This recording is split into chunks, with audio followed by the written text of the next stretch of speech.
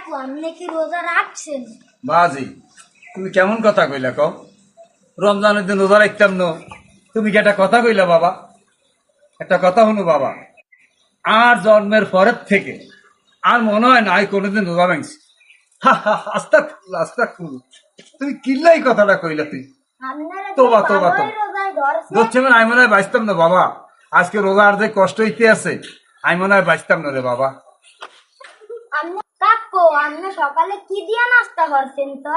বাবা, এই বেলা আরে কোনো কেউ ঠকাইতে আইতো না। আমি সকালবেলা দুগা ডিম হোস দিই, 3-4টা হঠাৎ পেট বই ঠিক মতন খাই লইছি। ও মা গো আয়। আল্লাহ কাকু আপনি কি কোন? আপনি না রোজা? আস্তাগফিরুল্লাহ, তোবা তোবা তোবা আরে তোবা। আল্লাহ! আর কানে তো চাই হ্যাঁ, এই সত্য কথা কওয়া ছোটবেলা থেকে বিশেষ অভ্যাস আর মনে হয় কোনোদিন ঠিক হইতো না। এই যে সব জায়গায় সত্য কথা কইয়া লাই তো।